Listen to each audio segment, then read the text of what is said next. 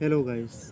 Today I am not talking about कि UPSC की तैयारी किसको करनी चाहिए और यूपीएससी की किसको तैयारी नहीं करनी चाहिए। उसके आज चीज़ों को लेकर के बात करेंगे। UPSC it is how to big trap for any aspirant और यूपीएससी एस्पिरेंट कैसे करके यूपीएससी की तैयारी में लोग अपने 4 से 5 साल कैसे अपनी जो है कि वेस्ट कर दे रहे हैं। और मैं भी अपनी जर्नी के बारे में बताने का प्रयास करूँगा कि यूपीएससी एग्ज़ाम कैसे कहीं न कहीं एक तरीके से बिग ट्रैप हो गया है।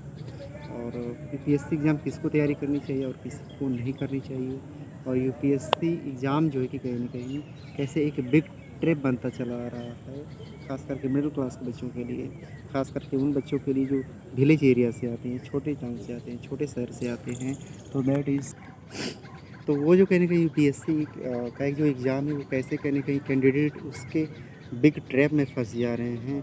और उनके 4 साल, 5 साल, 2 साल, 6 साल या फिर कई अटेम्प्ट, 2 अटेम्प्ट, 3 अटेम्प्ट, 4 अटेम्प्ट कैसे निकल जाते हैं, उनको पता ही नहीं चलता।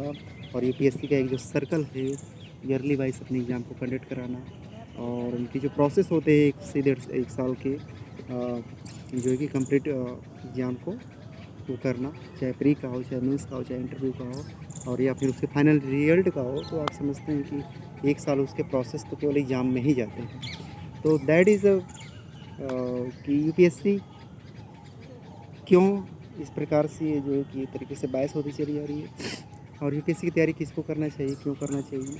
क्या यूपीएससी में बैकग्राउंड मैटर करता है? क्या यूपीएससी में एकेडमिक मैटर करता है? क्या यूपीएससी की तैयारी करने के लिए क्या अप्रोच होनी चाहिए और यूपीएससी में किसको आना चाहिए, किसको नहीं आना चाहिए? आज मैं जो है कि कहीं न कहीं उसके बारे में आपको बताने का प्रयास करूँगा कि कैसे यूपीएससी की प्रिपरेशन में लोग बिग ट्रैप में पड़ जाते थे, फँस जाते हैं और उसमें कहीं लॉट ऑफ मनी और जो है कि अपने कई साल जो है कि कहीं न कहीं उसमें वो अपना देना चालू कर देते हैं। तो वो कहीं न कहीं एक तरीके से आज के समय में यूपीएससी का जो एग्ज़ाम है वो कहीं न कहीं एक तरीके से कह सकते हैं कि बिग ट्रैप बनता जा रहा है। ख़ास करके जो मिडिल क्लास के लोग हैं, जो मध्यम वर्ग से आते हैं, जो गाँव से आते हैं, जो छोटे शहर से आते हैं, जो कि जिनकी एकेडमिक बहुत अच्छी तो नहीं होती है, लेकिन उन्होंने कैसे भी करके बीए, बीएससी करके they are now migration for UPSC examination. तो यूपीएससी एग्ज़ाम के लिए वो अपने आस-पास के शहर में जाते हैं, चाहे इलाहाबाद जाते हैं, चाहे लखनऊ जाते हैं, चाहे फिर वो दिल्ली जाते हो, मुखर्जी नगर जाते हो, राजेंद्र नगर जाते हो या पटना जाते हो, कहीं भी जा सकते हैं वो, किसी भी शहर में, जहाँ पे ख़ास करके यूपीएससी की तैयारी कराई जाती है इन शहरों में। तो कैसे करें कि एक नॉर्मल एस्पिरेंट, एक एवरेज एस्पिरेंट जो कि इस एग्ज़ाम के बिग ट्रैप में कहीं न कहीं फँस जाता है और कैसे उनके कहीं साल दर साल कहीं जो कि ख़राब होते चले जाते हैं और उसके साथ-साथ कहीं न कहीं मनी भी वेस्ट होते हैं और सोशली कहीं न कहीं वो जो प्रेशर क्रिएट होता है आपके माइंड में, आपकी चीज़ों में, वो कहीं न कहीं आपको थोड़ा-सा जो है कि अलग दायरे में ले जाता है या फिर आपको कहीं न कहीं एक ट्रैप में फँसा देता है। तो यूपीएससी क्यों ज़रूरी है? क्या यूपीएससी किसको तैयारी करनी चाहिए? क्या यूपीएससी किसके लिए होना चाहिए? क्या यूपीएससी में अब मैटर करता है कि केवल और केवल बीटेक या आईआईटी से पढ़े हुए बच्चे या फिर मेडिकल कॉलेज से पढ़े हुए बच्चे ही सेलेक्ट हो रहे हैं? बिल्कुल हो रहे हैं। आप अगर आप देखेंगे गवर्नमेंट की डाटा या फिर यूपीएससी की जो एनुअल रिपोर्ट आती है उसमें अगर आप देखेंगे तो 60 से 70% जो कैंडिडेट हैं वो आज जो है कि कहीं न कहीं मेडिकल और इंजीनियरिंग बैकग्राउंड से ही सेलेक्ट हो रहे हैं। मेडिकल और इंजीनियरिंग बैकग्राउंड से या बीटेक किया हो, आईआईटी पढ़ा हो या फिर एकेडमिक वेल हो या अच्छे कॉलेज से पढ़े हुए हों, ठीक है? तो वो आप चीज़ें कहीं न कहीं समझ पा रहे हो। तो एक तरीके से आप देखते हैं कि यूपीएससी में हर साल कहीं न कहीं 12 से 15 लाख फॉर्म पड़ते हैं, लेकिन सीटें की बात करें तो 1000 के आसपास या फिर हम मान के चलते हैं कि 1000 के आसपास जो है कि सीटें होती हैं, ठीक है? एक तरीके से। तो आप ये देखिए कि 1000 जब सीटें होती हैं तो कैसे कहीं न कहीं कैंडिडेट उसके लिए 15 लाख का जो है कि एस्पिरेंट आप देखते हैं हर साल कहीं न कहीं अप्लाई करते हैं फॉर सेलेक्ट होने के लिए आईएएस में या फिर आईपीएस में या फिर आईआरएस में या फिर किसी प्रकार की देयर आर 24 सर्विसेज आती है यूपीएससी में, आपको पता ही है 24 प्रकार की सर्विसेज आती हैं। और ज़्यादातर जो लोग खास करके जो सर्विस में आना चाहते हैं वो आईएएस के लिए आना चाहते हैं या फिर आईपीएस के लिए आना चाहते हैं या फिर आईआरएस के लिए आना चाहते हैं या फिर इंडियन फॉरेन सर्विसेज के लिए आना चाहते हैं। ज़्यादातर कैंडिडेट 90% तक या 99% भी कह सकते हैं, ठीक है? तो वो आप कहीं न कहीं देखोगे कि 15 लाख फॉर्म पड़ रहे हैं, 12 लाख फॉर्म पड़ रहे हैं पर ईयर, ठीक है? 1000 सीट आ रही हैं। लेकिन आप सक्सेस रेशियो की अगर बात करोगे ना, तो 99.9% मतलब 99.9% जो है कि candidate they are not qualified and they are not final selected and they are not final selection. तो 99.9% जो कैंडिडेट बाहर हो जाते हैं, उसमें से अगर आप बात करें तो 0.1% ही कहीं ना कहीं सक्सेस हो पाता है।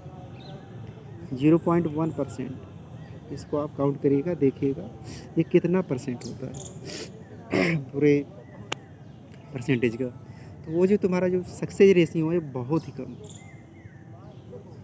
वो जो तुम्हें अहदा दिखाई देते हैं यूट्यूब पे, फेसबुक पे या फिर इंस्टाग्राम पे, कैसे रॉयल एंट्री एक आईएएस की होती है, एक आईपीएस की होती है, एक आईआरएस की होती है, या फिर एक आईएफएस की होती है।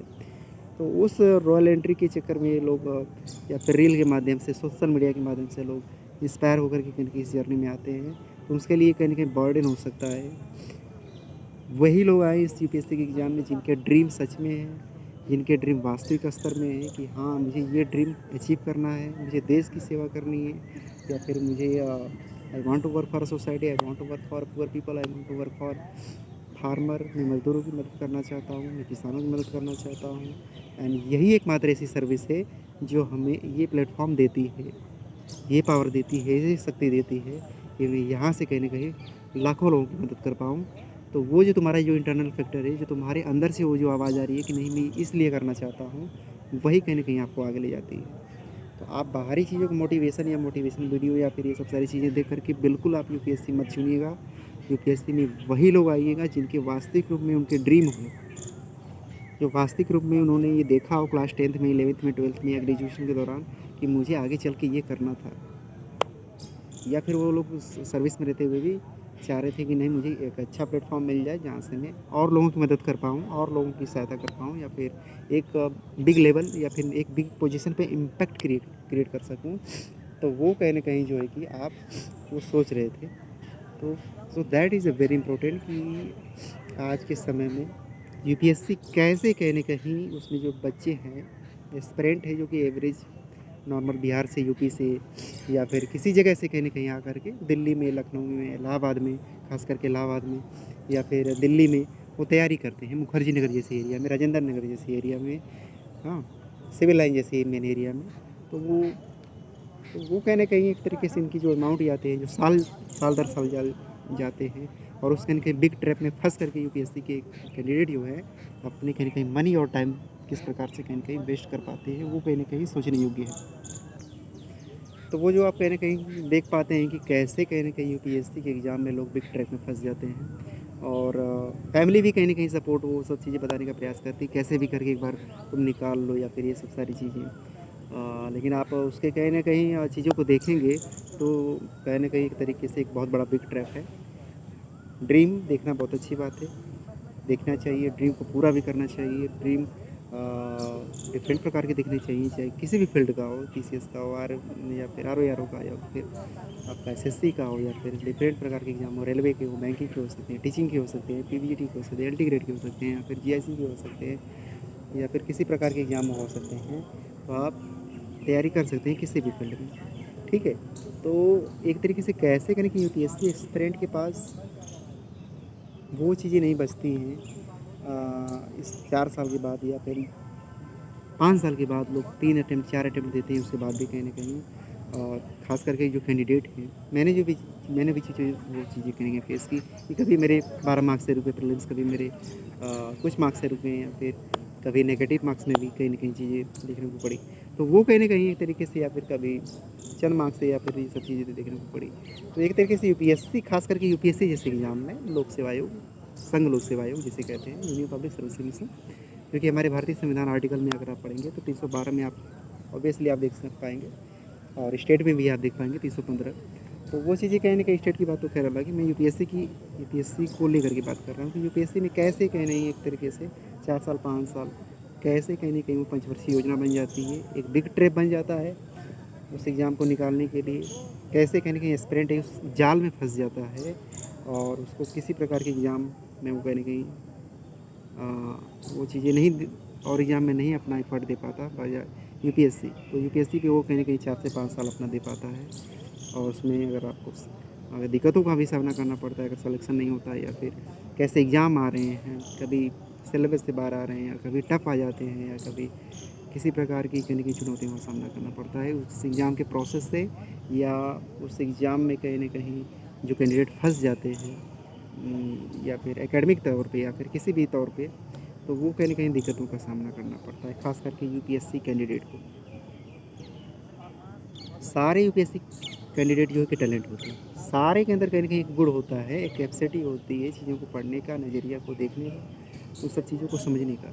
हर एक यूपीएससी एस्पिरेंट कहीं न कहीं अपने आप में टैलेंट होता है, उनकी आईक्यू लेवल भी ठीक होती है, बट उस एग्ज़ाम के बिग ट्रैप में कहीं न कहीं फँस करके अपने आईक्यू लेवल को भी कहीं न कहीं ख़राब कर देते हैं और मानसिक तौर पे भी कहीं न कहीं दिक्कतों का सामना कर पाते हैं, करना पड़ता है। तो वो कहीं न कहीं जो चीज़ें हैं कि यूपीएससी एग्ज़ाम में कहीं न कहीं जो कैंडिडेट एक ट्रैप में फँस जा रहे हैं, तो उससे कहीं न कहीं बाहर निकलने के लिए क्या करना चाहिए? तो ऑब्वियसली आपको प्लान बी रखना पड़ेगा अपने करियर में, चाहे टीचिंग का हो, चाहे बैंकिंग का हो, रेलवे का हो, एसएससी का हो या बिज़नेस का हो सकता है, या तुम्हारा एंटरप्रेन्योर का हो सकता है, या तुम्हारा किसी भी प्रकार की चीज़ों का हो सकता है। तो तुम जो करना चाहो वो करो, लेकिन लेकिन अपने साथ-साथ ये प्लान किया करो कि प्लान बी होना करियर में कितना इम्पोर्टेंट है, 4 साल के बाद, 5 साल के बाद या फिर 3 साल के बाद। ऑब्वियसली तो ये चीज़ें होनी चाहिए, तो ये चीज़ें आप रख सकते हैं कहीं न कहीं ख़ास करके। तो that is a very important कि आप अपने करियर में प्लान बी बिल्कुल रखें, और प्लान बी होना क्यों ज़रूरी है, मैंने उसके बारे में आपको अच्छी तरीके से कहीं न कहीं बता दिया। So that is a very important, plan B in career. Plan B क्यों होना चाहिए, और ख़ास करके यूपीएससी एस्पिरेंट के कैंडिडेट को और सिविल सर्विसेज के एस्पिरेंट को इसके बारे में सोचना चाहिए। तो प्लान बी हमेशा आप लेके चलिए। आप ये बिल्कुल ना सोचें कि हमारे पास केवल एक ही अपॉर्चुनिटी है, कि इसकी एक ही फील्ड है, नहीं, आपके पास there are lot of many chances in any field, and you are work for society and you are work for peoples. अगर आप सेवा भाव देना चाहते हो, किसी भी तरीके से आप सेवा दे सकते हो समाज और सोसाइटी को, देश को, बजाय आप उस पे काम करें, चाहे कोई भी सर्विस हो, कोई भी सेवा हो। सेवा कोई छोटा या बड़ा नहीं होता है, बट ये करने की तुम्हारे लगन होनी चाहिए, तो किसी भी फील्ड में आप अच्छा काम कर सकते हो। तो प्लान बी होना इसलिए इम्पोर्टेंट है अपने करियर में, और रखना चाहिए, ठीक है। तो इस सब चीज़ों से कहीं न कहीं यूपीएससी कैंडिडेट को कैसे वो चीज़ें कहीं न कहीं, तो एक सॉल्यूशन और है कि कैंडिडेट अगर यूपीएससी एग्ज़ाम की तैयारी करना चाहते हैं, तो वो जो है कि फ़ोकस करें कि अपना एकेडमिक जो है वो अच्छा करके आएँ। एकेडमिक का मतलब है आप ग्रेजुएशन अच्छी कॉलेज से किए हों, या फिर और भी सारी जो चीज़ें हैं, या फिर आपकी एकेडमिक अच्छी रही हो, बीटेक किए हो या आईआईटी से पढ़े हो, या फिर एमबीबीएस किए हों, या फिर बीएससी किए हों, या फिर बीए किए हों अच्छे कॉलेज से, तो या फिर आपके अच्छे मार्क्स रहे हों, तो डज़ नॉट मैटर, बट 50% भी पाने वाले आईएएस बनते हैं, 40% पाने वाला भी आईएएस बनता है। बस शर्त ये है कि उस एग्ज़ाम के लिए आप कितने वो चीज़ों से कर पाते हो, तो एक तरीके से वो भी है, कहीं न कहीं जायज़ है। तो एकेडमिक थोड़ा बहुत मैटर बिल्कुल करता है, एकेडमिक होना ज़रूरी है, और थोड़ा बहुत लक फैक्टर भी मायने रखता है। और उसके साथ-साथ कहीं न कहीं ये जो यूपीएससी का आप देख रहे हैं कि ट्रैप जो है वो कहीं न कहीं बिल्कुल रिस्पॉन्सिबल है। तो यूपीएससी के ट्रैप में कैसे कहीं न कहीं कैंडिडेट अपने साल दर साल नुकसान करते हैं, अपनी मनी वेस्ट करते हैं, अपनी टाइम वेस्ट करते हैं, तो वो कहीं न कहीं एक तरीके से आप देख पाते हो। सो thank you so much and for watching this, and all the best, and best of luck, and best of luck.